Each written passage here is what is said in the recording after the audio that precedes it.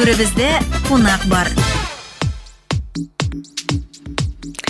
Нақшылай достар, 9 сағат 15 минут түребездә кунак бар.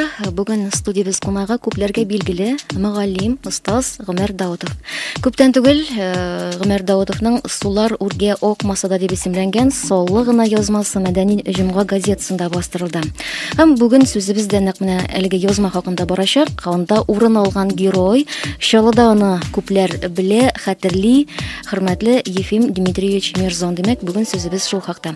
Хәерле иртәләр булсын, исәннәрмесез? Димәк, Гомәр әфәнде, без сезне күбрәк тәнкыйтьче буларак беләбез. Түгел исемнәрен, әсәрләрен атап язасыз. Бу хәл әлбәттә һәркемгә дә ошап бетмидер, ләкин сез бүген радио тыңлаучыларны таныштырырга теләгән кеше язучы да, әдәбиятчы да түгел. Шундый сорау туа, ни өчен әле сез әдәбият белгече? Бөтенләй башка өлкәдә, әле алай гына да түгел, хәтта башка милләт вәкиле булган кеше турында сөйләргә һәм язарга алындыгыз икән. Бу бик кызык. Беренчедән гөләйдәгез тәртип белән. Тәнкыйтьче кимчелекне күрүче түгел. Бу мөмкин кадәр объектив бәя бирүче булырга тиеш. Икенчедән, күренекле галим Риза Фәхретдин әйтмешли, әдәбият халык күңеленең күзгесе бул. Әдәбият белән шөгыльләнәм икән. Мин анда булган һәм бар нәрсәләр турында гына түгел. Күрәсе килгән әйберләр турында да язарга һәм сөйләргә тиеш. Нәрсә күрәсегез килә бүгенге әдәбиятта? Хәзер әйтәм, беренче соравыгызга җавапны тәмамлыйм да. Өченчедән, ул сезнең икенче соравыгызга җавап табылыр ахры. Бүгенге катлаулы, барыбыз да Украинадагы, Кырымдагы хәлләрне күреп торабыз. Бүгенге катлаулы вазгыять шартларында милләт-ара дуслык, бер халыкның икенче халыкка хөрмәтле мөнәсәбәте аңлавымча искиткеч актуаль. Һәм гомумән, теләсән инде шартларда да без бүген сүз алып бара торган Ефим Дмитриевич Мирзон кебек шәхесләр кызыклы тормышлары, халыкка һәм әдәбият һәм радио телевидение аша җиткерелергә тиешле шәхесләр дип уйлыйм. Мин шундый кешене әдәби герой итеп күрергә теләр идем. Ул безнең бүгенге әдәбиятыбызның игътибар үзәгендә булырга тиешле һәм тормышы белән, һәм эшләре белән кызыклы мирас из калдырган кеше. Инде без алдан ук әйттек, Чаллыда аны белмәгән кеше юк дидек, әмма шулай да Гомәр әфәнде, бәлки әле радио тыңлаучылар арасында бу кеше турында беренче тапкыр ишетүчеләр дә бардыр. Әлбәттә, яшьләрнең белмәүләре бик мөмкин. Бит Ефим Дмитриевич кабатлау килеп чыга, әлбәттә, яшәеше белән дә, кылган эшләре белән дә күпләргә үрнәк булырлык кына түгел, иң популяр язучыларыбыз аша яшьләргә җиткерелергә тиешле шәхес. Сез үзегез бу кешегә сокланып сөйлисез һәм сизләп тора, ничек, кайда таныштыгыз, аның турында әйтегез әле, аңлатып үтегез әле. Шуннан башлыйк. Ефим Дмитриевич Мирзон бүген кызганычка каршы инде мәрхүм. Ул 2001 елны вафат була. Мин аның белән шәхси таныш түгел, монсы әлбәттә үкенечле. Аның турында беренче ишетүем 2 ел элек Чаллы педагогия институтыннан Алабуга институтына эшкә күчкәч булды. Танышларым белән очрашкач, гадәттә мондайрак сөйләшү була иде. Кайда эшлисең? Алабугада. Директор команда хәзер. Мирзон Елена Ефимовна. Ефим Дмитриевичның кызы инде алайса. Шундайрак гадәттә рухта, шундайрак стильдә сөйләшү була. Беренче мондай әңгәмә кем белән булгандыр хәтерләмим. Әмма Мирзон фамилиясы колакка кирип калды. Аннан соң Раиф Эмрянович, Чаллы педагогия институтының доценты, бик хөрмәтле кеше, шулай ук Ефим Дмитриевичның кызы дип аңлатма кертте. Алар бит моны бәя биреп әйтәләр. Ягъни мондый кешенең кызы, димәк әйбәт кеше. Инде кызыксыну көчәйгәннән көчәя, кем ул? Ник бөтенесе белән мин белмим. Ләкин соңгы тәргешне Айдар ага Хәлим бирде. Белмисең әле син дип гадәтенчә салмак кына әйтеп бер очрашканда. Белмисең әле син ничек матур итеп җырлаганын. Шул вакытта инде минем ниндидер күчеш булды. Күңелдә. Әле җырлый да икән. Рус кешесе татарча җырлый. Бу гаҗәп хәл әлбәттә. Менә шуннан соң инде мин ныклап торып уйлана башладым. Ләкин каян башларга белмим. Кемнән ныклап торып сораштырырга. Бер вакыт эштә, Алабугада институт коридорыннан бара идем. Кинәт килгән фикердән хәтта туктап калдым. Соң Doğrudan doğru жетекшібіз, директорбыз. Шул серле һәм һәркем сокланып искә ала торган кешенең кызы бит инде. Ул бит инде менә ичмасам белә. Шуннан тоттым да кирдем. Ул мине әнисе Василия апа, ягъни Ефим Демидовичның хатыны була инде таныштырды. Һәм шуннан соң инде вакыйгалар тизләп, әйтик, язгы ташу кебек ага башлады. Үзеннән үзе бер-берсенә бәйләнеп, әйме. Ефим Дмитриевич безнең җирлек Татарстан кешесе ул. Менә аңлавымча, татарча җырларлык булгач, шул бит инде татар телен камил белгән дигән сүз. Юк. Ефим Дмитриевич тумышы белән Украинаның Винница өлкәсе Жмеринка шәһәреннән. Бу Көнбатыш Европа, гафу итегез, Көнбатыш Украина. Үзе Ефим Дмитриевич 37 елга. Сугыш башланганнан 3 яшь була. Көнбатыш Украинага немецләр бик тиз керәләр. Инде 17 июльдә үк бу шәһәр фашистлар кулына күчә. Ләкин Ефим Дмитриевичның әтисе хәрби кеше, танк гаскәрләре офицеры. Хатыны Екатерина Семенова белән кызы Лилияны, улы Ефимны Көнчыгышка баручы поездга утыртып җибәрә ала. Анда барган мәхшәрдә ничек эшли алгандыр ул аны. Гаилә юлдан инде михнәтләр күргәндер. Монысы инде тарихка да, безгә дә билгесез. Ләкин ничек итәләр, алар өчәүләп Башкортстанның Шаран районы Хафиз авылына килеп җитәләр. Башкортстан, Башкорт авылы, татар авылы мәллә? Хафиз юк Гөлия. Хафиз саф татар авылы булгандыр сүрәге, бүген инде ул юк. Узган гасырның 80 елларында аны күршедәге Түбән Заид авылына күчерәләр. Түбән Заид җырчы Фән Вәли Әхмәтовның туган авылы. Монда алар, ягъни гаилә өчәүләп, Гайса абзый белән Фәхр Навал, авыл халкында Жамал апа дип йөртәләр аны, шунда тукталар һәм кичкенә Ефимның татарлар арасындагы тормышы башлана. Мин ул якларда булдым. Түбән Заидта яшәүче Хафиз авылы кешеләре үгез белән көлтә ташучы, көткән кичкенә Фиманы, аны әнисе дә халык ташлай дип йөртә, яхшы хәтерлиләр әле. Авыл халкы ат өчен үлеп тора иде дип искә ала. Кичкенә Фиманы. Фима Гайса бабайны бик үз итә. Оныгы Гайса бабайның оныгы бүген көндә Шаллыда яшәүче Лилия Сабирова искә алуынча, дәбәнәк кенә, кичкенә генә сакаллы бу бабай малайны гел үзе белән йөртә. Умарта карарга да, урманга да. Башлангычны татар мәктәбендә укып тамамлый Ефим Дмитриевич.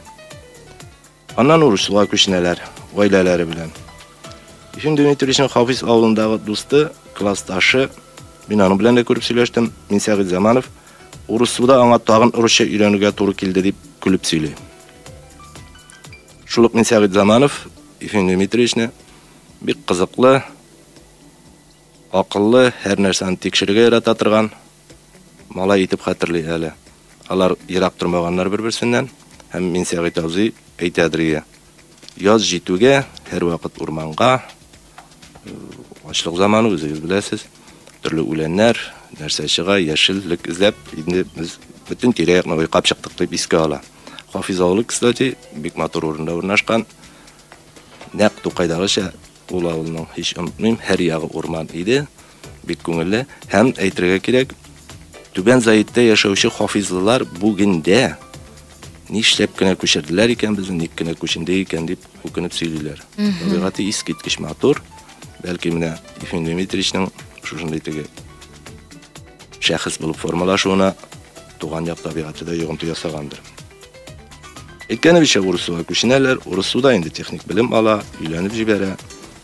Монда аның хафизда башлангычы гына булган бер сыйфаты димме, һөнәре димме, бәлки менә шул табигать тәэсире дә булгандыр, нагый ул җырлый башлый. Аның җырлау турында Азат Тимершәйх, кайбер профессиональ артистларыбыз да Ефим Дмитриевич кебек җырлый алмый әле дип бәясен бирә. Инде Азат кашанлыга буладыр дип уйлыйм, ул белә. Кешенең моңы турында сөйләп кенә аңлатып булмый. Мирзоннарның гаилә архивында үз вакытында Фәнзаман ага Баттал сценарий буенча Ефим Дмитриевич эшләгән автотранспорт предприятиесе турында радио тапшыру, радио язма сакланып калган. Анда Ефим Дмитриевичның җырлавы да бар. Әйдәгез Гөлия, менә шуны тыңлап карыйк әле. Үзегез күз алдына китерәсез. Жыр бу инде шәхси архивтан алынган, жыр билгеле күптән эшләнгән, шуңа инде аның сыйфаты гына начаррак, әмма тыңлыйбыз Ефим Дмитриевич Мирзон үзе җырлый.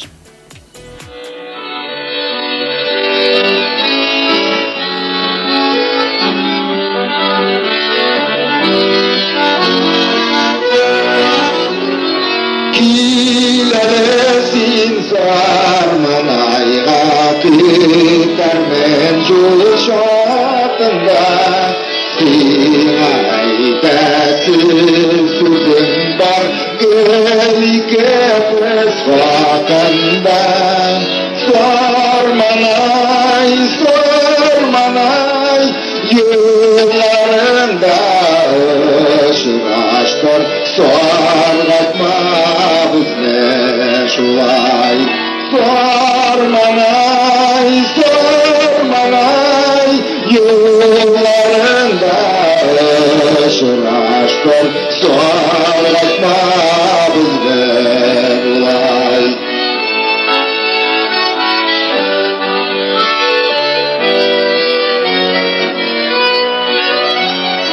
Sormanay buylar Tallı yarları yaşıl şirem Şeşekler civan tuvayla Min sine sağlam küten Sormanay, sormanay Yıllarında ışıraştır Sorgatma bile bulay Sormanay, sormanay Yıllarında ışıraştır Sorgatma bile bulay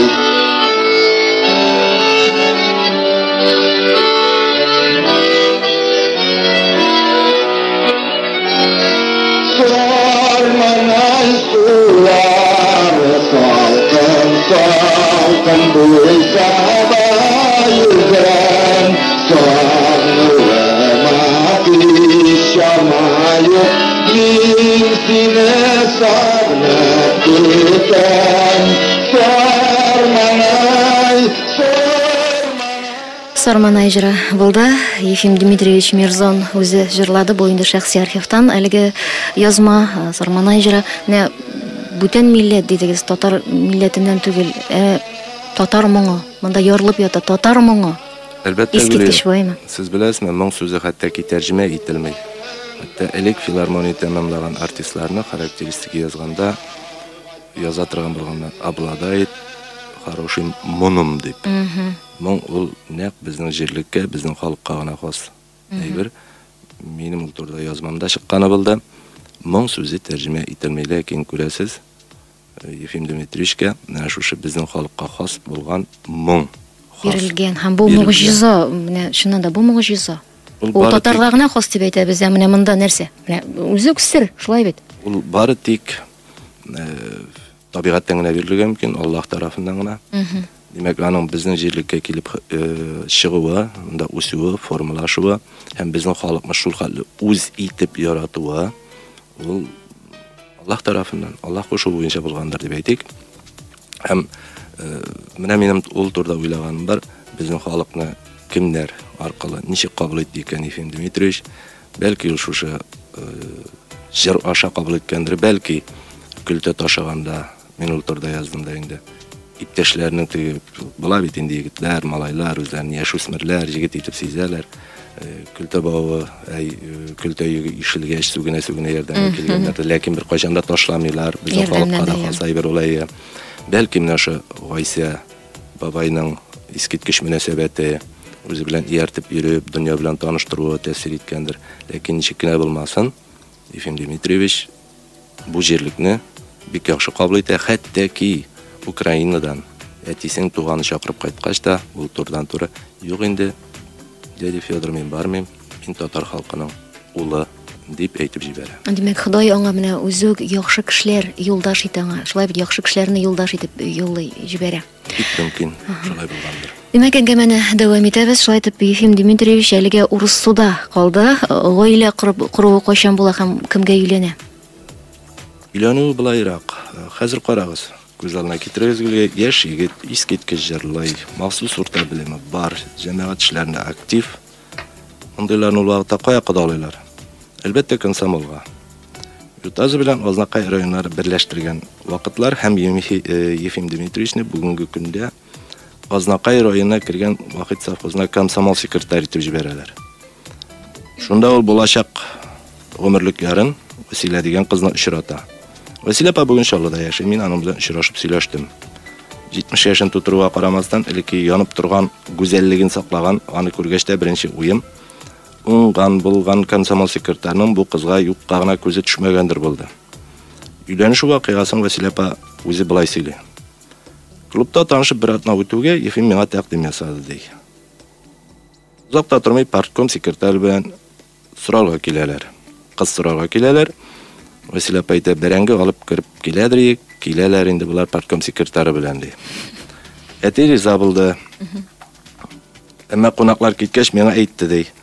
Әгәр булачак кияү урысча сөйләшкән булса, бирми идем. Әмма егет булачак бабасы белән саф татарча сөйләшә һәм шуның белән күңелен яулап ала. Беләсезме? Кайбер детальләр әйтик нинди яратуына карап, кешенең характерын, күңелен әйтеп була. Василия апа Ефим Дмитриевичне Умырзая җырын җырлап, район смотр конкурсында беренче урын алды. Шуны бик яратып җырлый иде дип сөйли. Аннан соң яхшы мисалга табарак булыр ахырсы инде. Гомәр әфәнде, менә урыс су кайда да, Чаллы кайда? Аны ничек килеп чыкканнар соң Мирзаннар гаиләсе Чаллыга, бу якларга? Язмыш ханым бит ул Гөлия бик капризлы ханым. Аның бер малы юллары иртәгә сине кая илтеп ташлаячагын берәү генә дә әйтә алмый. Ефим Дмитриевичне урыс су совхозыннан ул вакытта Подгорный дип атала. Урыс су поселогына күчерәләр. Монда ул урыс су автотранспорт предприятиесен җитәкли. Яхшы гына урын, бигрәк тә район масштабы өчен. Ләкин нишләтәсең, күңеле ятмый аның монда. Күңеле авыл тормышына тарта. Гомумән, Василия апа әйтүенә караганда, ул урын кичерү дип әйтәләр бит халыкта. Урын кичерүне бик авыр кичерә. Кире авылга кайтасы килә. Шуннан райком аңа бәйрәкә тамак авылына колхоз рәисе булып барырга куша. Игътибар итегез, куша кешенең теләге, гаилә хәле бөтенләй исәпкә алынмай. Колхоз рәисе аңлаумыйча ул вакыт өчен бит бу зур дәрәҗә була. Бәлки барырга кирәк булгандыр. Ничек уйлыйсыз? Ул вакытта гаиләдә 3 кыз, укучы кызлар үсеп килүеннән торга ярамый. Алар бит рус мәктәбендә укыйлар. Өйдә татарча сөйләшсәләр дә, укуны кинәт татарчага күчерү әлбәттә аларга авыр булачак иде. Авыр булыр иде. Аннан ул вакытта татар теленә, кухня телегенә дип карауны да онытмыйк. Бүген ул татар теле республикада икенче дәүләт теле санала. 70-80 елларда икенче дәүләт теле дип күз алдына китерү мөмкин түгел иде татар телен. Кыскасы, райком кушкан җиргә барудан баш тарткан өчен Ефим Дмитриевичне чын мәгънәсендә эзәрлектәү башлана. Монысы моның бөтенләй икенче кысса, узун тарих бу. Моны сөйли башласаң, үзе бер тапшыру ясарга кирәк. Кыскасы, эшсез кала Ефим Дмитриевич. Бик авыр кичерә үзенә карата булган мондый гаделсезлекне. Уйлап карагыз. Бер ялгызы, тирәк булырдай туганнары юк. Ул бит монда әллә каян читтән килгән, ярый ел безнең монда апа эшли, тегендә жизней, монда абый. Дус туган, татарлар инде үз җирлегендә клан булып урнашканнар. Ефим Дмитриевич апа ялгыз, бер үзе, аңа бер үзенә юллар барга кирәк. Аннан соң ул бит партияга, аның халыкка хезмәт итүенә өчен күңелдән ышанып яшәгән кеше. Һәм мәсиңа. Ләкин партия, райком, идеология бер нәрсә. Һөнәри хезмәт остасы, ягъни яхшы специалист булу, белгеч булу. Бөтенләй икенче. Аның яхшы белгеч икәнлеген автотранспорт предприятиесендә эшләү буенча фикер йөртеп, транспорт министры, ул вакыттагы транспорт министры Абыдинов күреп, бәяләп өлгергән була инде. Һәм Ефим Дмитриевичне Минзәле автотранспорт җитәкчесе итеп күчерә. Шулай итеп, язмышаларны дөресен әйткәндә шаллага кадәр әле Минзәләгә дә китереп чыгара. Гомәр әфәнде, менә бу вакытта Ефим Дмитриевичка ничә яшьләр? Бу ниченче еллар тирәсе? Бу 80 еллар уртасы. Ефим Дмитриевич инде әйтергә кирәк 50-гә бара торган кеше. Бу яшьтә инде күченеп йөрүләр чынында бик җиңел булмагандыр. Хатыны, балалары да бар. Алар ничек карады икән әлегә әйбергә? Бу турда Василий апа сүзләре буенча фикер йөртәләбез. Василий апа әйтүенә караганда, Ефим Дмитриевич бу гаделсезлекләрне, күченүләрне бик авыр күчерә. Шулай да эш булу аңа рух өсти. Чөнки ир кеше гаилә терәге, ул әлбәттә беренче чиратта үзенә дә шуннан чыгып бәя бирә. Бу вакытта Минзәле автотранспорт предприятиесе бик начар хәлдә була. Василий апа әйтә. Братна Минзәләдә эшләгәч кайтып мин алып китте ди. Атыпын атып күрсәтә улаңа. Анда тездән пишрак, койма юк, территориядә кәҗәләр йөри дип сөйли Василий апа. Кыскасы, әгәр җиңелчә юмор белән әйтсәк, эш күрсәтергә теләгән кешегә менә дигән фронт монда. Ефим Дмитриевич җиң сызганып эшкә тотына. Предприятие асфальт җәйлә, коймалар да торгызыла. Гаилә дә күченә, аралаша торган даирә дә барлыкка килә. Бу даирә Ефим Дмитриевич белән Василий апаның үзләре кебек җыр-моң, тапкыр сүз ярата торган кешеләр. Булар ирле хатыны Каюмовлар, Минзәлә драм театры артистлары Әния һәм Мәҗит Фәттаховлар, Миңнегөл һәм Фәрит Мифтаховлар. Булар барысы да халык әйтмешле урындагы кешеләр һәм сәнгатькә гашык кешеләр. Алар җыелышканда тирә-як җыр биюдән гөрләп тора. Мирзоннарның балалары да шундый мөхиттә тәрбияләнә. Менә балалар дигәннән Гомәр әфәнде, сез эш кызлары барлыгын әйттегез һәм бүдән сөйләмәдегез. Мин махсус тукталып тормадым инде. Чөнки бу балаларны тәрбия үрнәк итеп тә, булдыклылык үрнәк итеп тә сәгатьләр буе сөйләргә мөмкин. Һәм гомумән кеше турында аның эше, гаиләсе һәм балаларыннан чыгып фикер йөртергә мөмкин.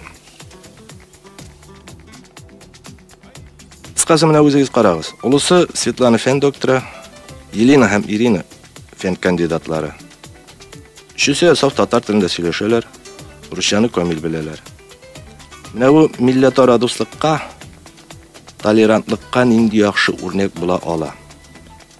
Бит сүз уңаенда әйтеп үтик, күп кенә татар зиялыларының балалары да татарча белмиләр әле. Алдарак тыңлап киткән радио язмада Ефим Дмитриевич менә мондый сүзләр язылган. Һәм мин аларны дөньяның бөтен парламентларында, Берләшкән Милләтләр Оешмасы трибунасында, бүген Киев мәйданында яңгыратыр идем. Чөнки бу сүзләргә кулак салган кеше бер кайчан да коралга ябышмас, башка милләт кешесен хурларга теле әйләнмәс иде. Бу сүзләр бөтен кешелекне яратучы сүзләре. Гүлия, әйдәгез карыйга әле. Димәк, Ефим Мирзон сүзләре, аның фикре, ул әйткән сүзләр, аның үз тавышы. Димәк, тыңлый алабыз без аны да. Мин бик гаҗәпсенмәйм Татарстанда яшәгәч татар телен белгәнлеккә. Безнең коллективта руслар да күп эшләй, татарлар да бик күп. Һәркемнең үз теле белән сөйләшәсе килә. Ничек инде Татарстанда яшәп, татар телен белмәгәч, кайсы республикада яшәсәң, шул телне белү кирәктер дип уйлыйм. Литвада яшәсәң, Литва телен белергә кирәк.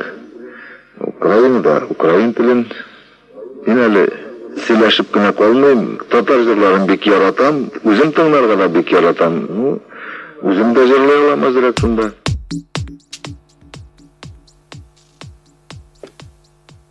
Белгәнебезчә, Татарстан милләтара дуслыкның, толерантлыкның үрнәге булып тора. Республикада байлык, тотрыклылык, Ефим Дмитриевич Мирзон кебек дәүләт акылы булган. Бар якны да исәпкә алып, үлчәп эш итүне мин үзем дәүләт акылы дип исемлим. Ягъни дәүләт масштабында фикерләүче. Әнә шундый дәүләт акылы белән фикерләүче ирләр белән тәэмин ителә. Үзеннән үзе барлыкка килмәй, тотрыклылыкта, байлыкта, нәкъ менә шушындый ирләр, акыллы кешеләр тәэмин итә. Андыйлар теләсә инде катлаулы шартларда да алтын урталыкны таба беләләр. Мәсәлән, Ефим Дмитриевич Чаллыга килеп шәһәр автотранспорт предприятиясын җитәкли башлаган вакыт, үткән гасырның 90-нчы еллар башы. Өлкән буын вәкилләре белә, бу кутышкыч вакытлар. Эштә юк, акча да юк, товар да юк, кыскасы юктан башка әйбер юк. Ефим Дмитриевичте 500-ден артык машинасы, 900-ден артык эшчесе булган предприятие. Аларны бит бүтүн кирәк ярак белән тәэмин итәргә, эштә барга кирәк. Гомумән предприятияны алып барга кирәк. Әле аяк чолучылар да җитәрлек ул вакытта. Әмма ул җаен таба, гөмтәләр дә урнаштыра, тыныч кына сөйләшү белән эшчеләр, инженерларны да үзенә җәлеп итә. Чөнки күрәләр, Ефим Дмитриевич моңа кадәр булган кычкырып эшләтә торган административ чараны кулланмый, килеп туган ситуациядан чыгу юлын эзли. Киңәшләшә, сораша, башкалар сүзенә кулак сала. Үзе дә эшли, эшләтеп кенә калмый. Иң беренче үз үрнәге белән күрсәтә, ничек эшләргә икән. АТПда эшләгән, бу турда искә алган мин Лилия Сабирова дигән кешене чыгыш белән Хафизаулы кызы былай дип сөйли. Бер вакытта Ефим Дмитриевич кабинетына керсәм, төсү киткән. Ни булды дип сорыйм ди. Менә температура 39, инде 5нче күлмәкне алыштырам дип җавап бирә. Ефим Дмитриевич шул температура белән эшләп утыра дип шак катып әле бүгендә Лилия Сабирова искә ала. Дөрес, эштә төрле вакытлар була. Әлбәттә, кырыста булгандыр. Бүтәнчә мөмкин түгел, чөнки җитәкче кеше. Ләкин эштә кәйфсезләнүләрен ул бер кайчанда өйдәгеләргә чыгармый. Менә бу шулай ук асыл сыйфатларның берсе. Чөнки була бит шундый вакытлар. Якыннарына ташлану, ачу, яшерен батырын түгел, эштән кәйфсезләнеп кайтасың, өйдәгеләргә чыгарыла ул. Ләкин Ефим Дмитриевичның менә бу ягы шулай ук гаилә әгъзалары шулай дип. Сабырлык һәм яхшы психолог та булган дияргә кирәк. Сабыр, яхшы психолог һәм әйтергә кирәк, үй белән эшне аерып куя белгән ул. Ягъни эштә бер, өйдә икенче төрле. Айдар Галим җырлый бит, ил таянган шундый ирләргә дип. Кыскасы, Ефим Дмитриевич әнә шундый ил таяна торган ирләрдән. Әйтергә кирәк, мин бу улы һәм кызыклы шәхес турында яхшы гына материал тупладым. Һәм алга таба ул материалны хыялым бар, әдәби документаль әсәр итеп эшләргә. Иншаллах, тормышка ашырмын дип уйлыймын. Инде әлбәттә без дә нәкъ шул теләктә калабыз. Киләчәктә сездән тагы саулы язмалар, эшләр көтәбез һәм инде әлбәттә без аны рәхәтләнеп бергәләп сезнең белән әңгәмә корырбыз һәм яңадан шул хакта сүз алып барырбыз. Һәм менә тагы бер белдерү, Ефим Дмитриевич Мирзон турында нинди дә булса берәр мәгълүматларыгыз, дуслар, истәлек хатирәләрегез бар икән, Гомәр Даутовның телефоны Күңел радиосында студияда кала. Димәк, фикерләрегез булса, искә төшерсәгез Мирзонны, димәк, төрле истәлекләрегез бар икән, бүлешә аласыз. Әйтәсе килгән сүзләр булса. Әйтәсе килгән сүзләр булса, күңелгә шалтыратыгыз һәм без инде Гомәр Даутовның телефонын сезгә җиткерербез, сезгә бирербез. Димәк, бүген бездә студиябездә кунакта мөгаллим, әдәбият белгече Гомәр Даутов иде. Исәнлек телибез үзегезгә, гаиләгезгә, гомумән иҗади уңышлар һәм яхшы шәкертләр үзегезгә. Рәхмәт, Гөлия, сау булыгыз.